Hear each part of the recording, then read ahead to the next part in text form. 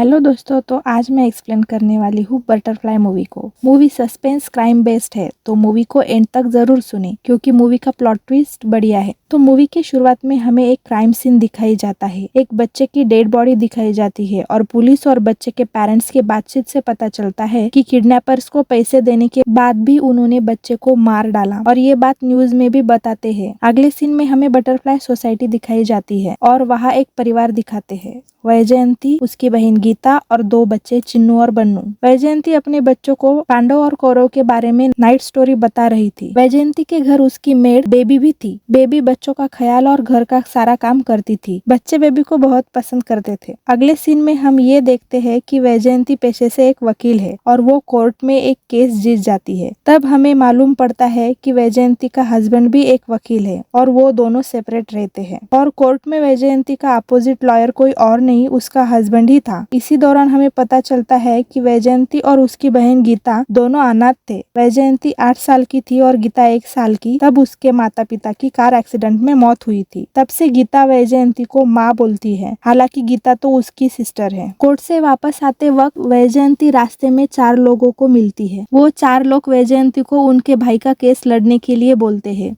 उनका भाई एक गुंडा होता है और इस वक्त वो जेल में रहता है। वैजयंती उसका केस लेने के लिए इनकार करती है। तब उसके 4 गुंडे वैजयंती को धमकाते हैं, पर वो अपने निर्णय पर अटल रहती है और इस केस को रिजेक्ट करती है। अगले सीन में हमें गीता को ऑफिस में दिखाई जाता है। वो बॉस के सामने जीएसटी के रूल को बता रही थी। तभी उसके बॉयफ्रेंड का यानी विश्वा का कॉल उसको आता है। ऑफिस का काम खत्म होने के बाद गीता उसके बॉयफ्रेंड विश्वा को मिलने जाती है। विश्वा और गीता 4 साल से डेट कर रहे थे। विश्वा गीता को उनके रिलेशन के बारे में उसकी बहन वैजयंती को बताने के लिए बोलता है, इसलिए वो दोनों यहाँ पे मिले थे। नेक्स्ट सीन में हमें गीता और वैजयंती बातें करते हुए दिखाई देते हैं। बातों बातों में वो लोग फ्लैशबैक में जाते हैं। गीता वैजयंती को रिलैक्स होने के लिए कहती है क्योंकि नेक्स्ट डे वैजयंती जज के पोस्ट के लिए इंटरव्यू देने दिल्ली जा रही होती है और नेक्स्ट डे उसके बच्चे चिन्नू और बन्नू की स्कूल में पेरेंट मीटिंग थी। Next day early morning Vaijayanti Geeta को पेरेंट मीटिंग में क्या बोलना है ये बताती है और गीता सभी सुनकर वैजयंती को टेंशन फ्री इंटरव्यू देने के लिए बोलती है और वैजयंती दिल्ली के लिए निकल जाती है। इधर गीता बच्चों को उठाकर उन्हें रेडी होने के लिए बोलती है। नौकरानी बेबी की मदद से बच्चे स्कूल के लिए रेडी होते हैं और ब्रेकफास्ट करते हैं और गीता भी रेडी होती है। तभी साइड सीन में हमें कुछ कैरेक्टर को दिखाया जाता है, जैसे कि सोसाइटी का प्रेसिडेंट जिसकी सोसाइटी में कोई इज्जत नहीं, रिटायर्ड एसपी, किसी की ना सुनने वाला आवारा लड़का और प्रेसिडेंट का इलीगल अफेयर। मेन सीन में हम देखते हैं कि गीता और बच्चों को ब्रेकफास्ट देके उनकी नौकरानी बेबी दूसरे घर काम करने के लिए जाती है और बच्चों के साथ गीता ब्रेकफास्ट खत्म करके स्कूल के लिए निकलती है।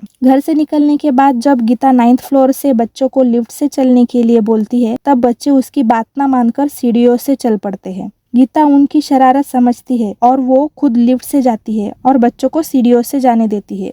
लिफ्ट में गीता को उसके सिस्टर का यानी वैजयंती का कॉल आता है। वो बच्चे के बारे में पूछती है, तब गीता उसे सब बताती है। बड़े सिस्टर को बेस्ट विशेष देके गीता कॉल कट करती है। वहाँ पे हमें दिखाई जाता है कि वैजयंती कॉल कट होने के बाद उसी जगह चक्कर आके बेहोश पड़ती है। यहाँ लिफ्ट से उतरने के बाद नीचे गीता बच्चों का वेट करती है, पर बच्चे नीचे आते ही नहीं। गीता बच्चों का वेट करती है, तब वॉचमैन जाके उसको बात करता है, लेकिन गीता उसे इग्नोर करके बच्चों को पुकारती है। तभी गीता का ड्राइवर कृष्णन आता है। गीता उसे बच्चों को देखने के लिए बोलती है। ड्राइवर ऊपर जाके देखता है, लेकिन बच्चे नहीं मिलते। तब गीता परेशान होती है। वो ड्राइवर को बच्चों को सोसाइटी में ढूंढने के लिए बोलती है और खुद बिल्डिंग में सर्च करने निकलती है। वो 9th फ्लोर तक जाती है, खुद का फ्लैट भी चेक करती है। ऊपर टेरेस पे जाके वहाँ के बच्चों को भी पूछती है, लेकिन इन दोनों बच्चों का कुछ पता नहीं था। गीता नीचे आके अपने बॉयफ्रेंड को फोन करके बुलाती है। गीता की नौकरानी बेबी सब काम खत्म करके जा रही थी, तब उसे गीता परेशान दिखाई देती है, इसलिए वो गीता के पास आती है। तब उसको पता चलता है कि बच्चे गायब हुए हैं। इतने में गीता का बॉयफ्रेंड भी आता है। सोसाइटी में कैमरे लगाए गए थे और वही एक जरिया था बच्चों को ढूंढने का, इसलिए वो सब कैमरा रूम में चेकिंग करने के लिए जाते हैं। वहाँ पे गार्ड उन्हें रोकता है और सोसाइटी प्रेसिडेंट की परमिशन लाने के लिए बोलता है। जब ये लोग प्रेसिडेंट की परमिशन लेते हैं, तब पता चलता है कि कैमरे की वायर तो चूहे ने कट कर दी, इसलिए उनको फुटेज नहीं मिल सकता। अब तक बच्चों को जाकर बहुत समय हुआ था, इसलिए वो पुलिस स्टेशन में रिपोर्ट लिखवाने जाते हैं, लेकिन इंस्पेक्टर उन्हें 24 घंटे के बाद आने के लिए कहता है। गीता और उसका बॉयफ्रेंड विश्वा बच्चों को ढूंढने में लगता है।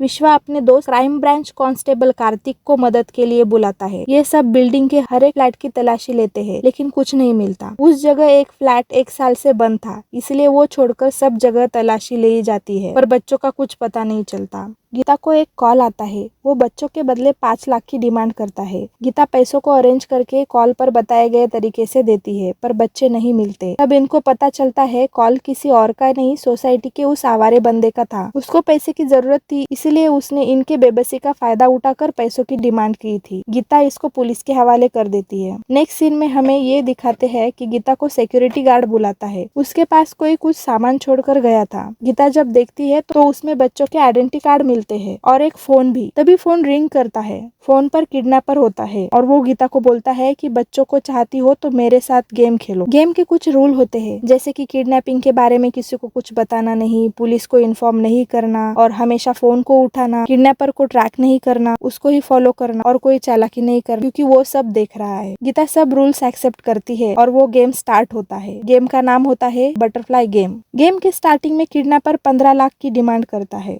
रकम ज्यादा थी, पर किडनैपर उसको विद इन टाइम अरेंज करने के लिए बोलता है। गीता के पास 5 लाख थे। वो 10 लाख के लिए उसके जीजू यानी उस वकील के पास जाती है। यहाँ हमें पता चलता है ये वकील तो ब्लंडर था। इसकी नजर हमेशा उसकी साली यानी गीता पे थी। जब गीता की सिस्टर वैजयंती को इसके बारे में पता चला तो उसने इस वकील को घर से निकाल दिया, पर डिवोर्स नहीं दिया। घर की वकील पैसों के बदले गीता के साइन एक डॉक्यूमेंट पे लेता है। उस डॉक्यूमेंट में लिखा था कि वकील गीता का ख्याल अपनी सिस्टर जैसे रखता है और गलती से वो उस दिन उस पे गिर गया था और ये मैं एक्सेप्ट करती हूँ। गीता के पास कोई और चारा नहीं था, इसलिए वो 5 लाख लेके जाती है। वो अपने माँ के पुराने गहने उसके मामा को 5 लाख में बेचती है और किडनैपर के बताए हुए एड्रेस पे देती है। पर किडनैपर को पता चलता है कि विश्वा यानी गीता का बॉयफ्रेंड उसको ट्रैक कर रहा है, इसलिए वो बच्चों को नहीं छोड़ता और दूसरे 15 लाख की डिमांड करता है। गीता अपने बॉयफ्रेंड पे गुस्सा होती है। गुस्से में वो किडनैपर वाला फोन तोड़ देती है, लेकिन बेबी यानी नौकरानी उसे संभालती है और गीता को अपना फोन देती है। गीता नेक्स्ट 15 लाख के लिए बहुत जगह ट्राई करती है, लेकिन उसे कोई हेल्प नहीं करता। वो एक एमएलए के पास जाती है, लेकिन एमएलए बोलता है कि अपने बहन से मेरी बात करवाओ और पैसे लेकर जाओ, क्योंकि उसकी बहन की वजह से ही वो एमएलए बन सका। लेकिन गीता की बहन का फोन स्विच ऑफ आ रहा था। उसको माइनर अटैक आया था और वो हॉस्पिटल में थी। इधर गीता परेशान होती है। तब एक आदमी उसके पास आके बोलता है, कल मेरे बच्चे का बर्थडे है और उसको गिफ्ट लेकर जाना है, प्लीज आप मुझे मदद कर दो, क्योंकि मेरे पीछे एमएलए की वजह से पुलिस पड़ी है और मेरा फोन भी गुम गया है। गीता उसके बॉयफ्रेंड से 1000 रुपीज लेती है और उसको दे देती है और वो आदमी जाते जाते ब्लैंक चेक गीता को देता है। गीता को कोई पैसे नहीं दे रहा था। इस वक्त गीता को वो ब्लैंक चेक ही हेल्पफुल लगता है। वो ब्लैंक चेक लेके बैंक तक जाती है, लेकिन सैटरडे था इसलिए बैंक बंद थी। तो गीता उस चेक पर 10% का इंटरेस्ट लेकर एसपी से 15 लाख लेती है और किडनैपर को फोन करके पैसे रेडी है ये कहती है, लेकिन पैसों के पहले बच्चों को दिखाने की डिमांड करती है। तो किडनैपर एक वीडियो अपलोड करता है। उसमें हम देखते हैं कि कोई आदमी दोनों हाथों से बच्चे के सिर पकड़कर पानी में डुबा रहा था। गीता ये देखकर पैनिक होती है और किडनैपर के प्लान के अनुसार शाम को उसके गाड़ी की डिक्की में रखती है और वो छुपकर किडनैपर को ट्रैक करती है। लेकिन उस गाड़ी के पास एक आदमी आया था। गीता उसको जाकर अटैक करती है, लेकिन वो आदमी पुलिस का निकला। कार्तिक ने इसे गीता पर नजर रखने के लिए भेजा था। किडनैपर आराम से पैसे इनके सामने से ले जाता है और उनको कुछ पता नहीं चलता। किडनैपर को पुलिस का पता चलता है और वो थर्ड टाइम 15 लाख की डिमांड करता है, क्योंकि गीता ने रूल ब्रेक किया था। थर्ड टाइम जब गीता पैसे के लिए बीएफ की मदद लेके उसके घर जाती है, तब बीएफ के माता पिता उसे बहुत गलत सुनाते हैं और इंसल्ट करते हैं। तब गीता अकेले उसके बॉस के घर जाती है। बॉस गलत नजरों से उसे देखता है और पैसे के बदले फिजिकल होने की डिमांड करता है। गीता वहाँ से भी निकल जाती है। उसे कुछ समझ नहीं आ रहा था। तभी गीता का बॉयफ्रेंड उसका घर छोड़कर गीता के लिए 15 लाख लेके आता है। इस बार किडनैपर नौकरानी के हाथ पैसे भेजने की डिमांड करता है। गीता नौकरानी को मनाकर पैसे देकर भेजती है और यहाँ पे खुलते हैं असली पत्ते। किडनैपर कोई और नहीं, उसकी नौकरानी बेबी थी और उसकी मदद बेबी के पति का भाई कर रहा था।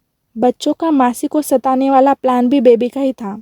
जब बच्चे सीढ़ियों से नीचे उतर रहे थे, तभी बेबी उनको सहमति से बंद फ्लैट में ले जाती है और वहाँ पे लॉक करती है। और उनका प्लान ये था कि जब गीता की बड़ी बहन वैजयंती आएगी, उसके पहले गीता को भी बच्चों की तरह किडनैप करना और वैजयंती को इन तीनों के बदले 1 करोड़ की डिमांड करना और फिर इन तीनों को मार देना। नेक्स्ट सीन में हम ये देखते हैं कि नौकरानी यानी असली किडनैपर गीता के पास आती है और झूठ-मूठ का दिखावा करके बोलती है कि पैसे किडनैपर ले गया और बच्चों को छोड़ देंगे ऐसे बोलकर चला गया। ये कहकर नौकरानी गीता को चाय देती है, लेकिन गीता टेंशन में थी इसलिए वो चाय फेंक देती है और चाय ड्राइवर के ऊपर गिरती है। ड्राइवर को वैजयंती को पिक करना था, इसलिए वो शर्ट चेंज करने के लिए सिक्योरिटी के कैबिन में जाता है। तब गीता देखती है कि ड्राइवर के शोल्डर पे सेम टैटू है जैसे वीडियो वाले किडनैपर के हाथ पर था। गीता को उस पर डाउट आता है, इसलिए वो बॉयफ्रेंड को लेकर प्लान करती है। क्राइम ब्रांच कांस्टेबल कार्तिक की मदद लेकर वो ड्राइवर की तलाशी लेती है। वहाँ पे ड्राइवर का नाम डेविड है ये पता चलता है। पुलिस डेविड के घर तलाशी के लिए जाती है